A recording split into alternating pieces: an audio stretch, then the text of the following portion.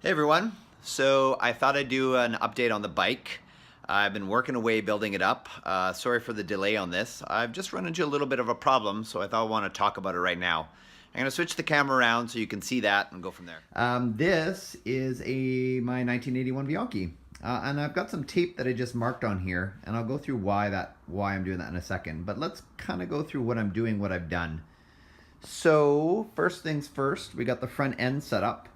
And if I do a little inspection here, coming down to the bottom, I put a new headset in. This is a Tangi or Tange. I have a Japanese headset, so a JIS, and I needed a low stack height. And this was the only company I could find that did one. So this is the Tange or Tangi, whatever you want to pronounce it, CDS.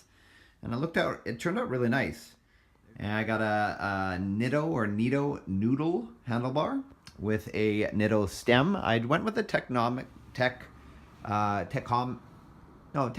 had it right. I went with a Technomic stem. And the reason why I chose this is because I wasn't really sure the height that I wanted yet. Now I've got it set up as the max height just for the time being because I don't want to scratch anything above it until I've got my height exactly set up. So I just set this up to the ideal situation. I also, if you notice, I did end up deciding to go with some down tube shifters. I went with the Rivendell Silver shifters because I've heard good things about them. If you listen to this, these are friction shifters, but there's a little bit of indexing when you click back, which is pretty cool. And then clicking forward to go up, it's nice and stiff. I really like the feel of these. I really like the look of them. I've liked how they added to the bike. I wasn't sure if I was going to stick with that or if I was going to stick with these 8-speed Shimano, I think they're Decor shifters that I've had running on the bike prior to me rebuilding it. So I put these on as brake levers because my thought pattern was I'm going to leave these on, use them as brakes with the shifters, and if for some reason I decide to change my mind, they're here, and the only thing I have to change out is the wiring. I don't have to actually, because these are 8-speed, the shifting cable comes out the side here, which means the cables come out the side, so I don't technically have to change anything about the bar tape. The reason why I don't like this style is because obviously I have a front rack for the bike, which is going to sit right here. And the cables that run out are going to interfere essentially with the bag and potentially this type of shifting wheel. Tires. Now, so I went to my local bike shop, more like REI or Mountain Equipment Co-op, one of those type of deals. And I asked the guys at the bike shop there, I said, look, I'm not sure what tire size I want to go with. I have ordered some products over there in the box. I'm going to talk about that in a second. But I wanted to kind of get an idea. So the back tire technically is a 700C by 35. And the front tire that I've got on here right now is a 700C by 32. Both obviously 622B diameter. I wanted to look at clearances. They're totally different tires. I haven't even put them down on the ground. I'm going to be taking them off and returning them. The bike shop knows that. I literally just wanted to mount them to sort of see what clearance I had, to play around with that and go from there. And this is kind of why I'm making this video, because some problems came up. So this is the 35. And if I look at the top here, I've got, about the most part, you can see that the clearance here, I've got clearance. So I put the brake on, I've looked at it. You can see the scuffing on the powder coating, by the way. That's just going to happen anyway from where my clamp goes. You won't see it underneath the clamp or the brake. But I put the brake on, it clears the brake, has no problem.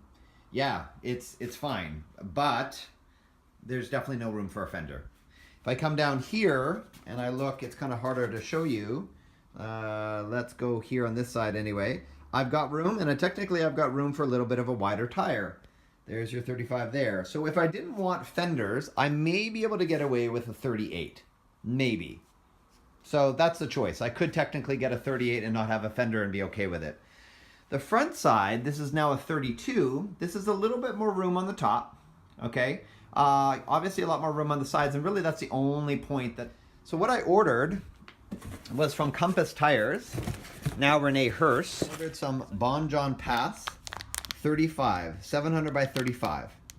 So technically, if I really wanted to, I could mount these on my bike right now and not run a fender, and these would be, the bike would be done. It would be great.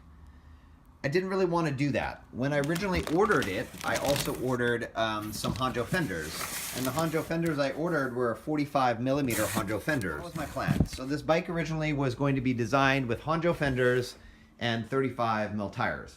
And I did some measuring and I thought that that would work. But looking at it now with other tires on, after even measuring those other tires, it's not going to work with fenders. So then I had this funny idea, well, what if I convert this bike to a 650B? And I think, I'm 100% sure that's what I'm gonna do. I measured the distance from the bottom bracket to the ground. I got 272 millimeters approximately. So that tells me that if I drop about 10 millimeters, I'm looking at about 260, 262. From what I've read, that's acceptable. I've done the markings here. If you look at the tape, the markings are the distance from the center of the axle up to the widest part of a 650B 38 tire. And I've measured the distance in the fork.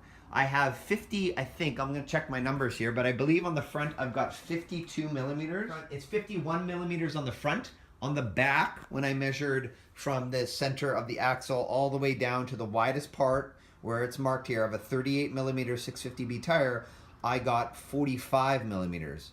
So it's a big... When I run 38 millimeter 650B tires, I will have 16 millimeters of clearance between the top of that tire and the top of the fork and the top of the brake bridge. So that's enough room for fenders. My problem is only going to be down here in the chainstays, because the widest part on the chainstays, where the widest part of the tire is 45 millimeters. That's fine for 38. I've got a lot of room. I technically could run a 42. But if I'm gonna run a fender for that 38, then I'm gonna need to find a fender or manipulate the fender 5 millimeters up to 7 millimeters, depending on the width of the fender. And so that's where I'm at right now. It kind of sucks. I was hoping to use this week to finish the bike. As you can see, it's getting sunny outside, but it looks like I'm gonna have to wait a few more weeks. Well, that's all I got for you for this round. If you got any comments or questions about anything I mentioned, please feel free to leave it in the comments below and I'll get back to you as soon as I can.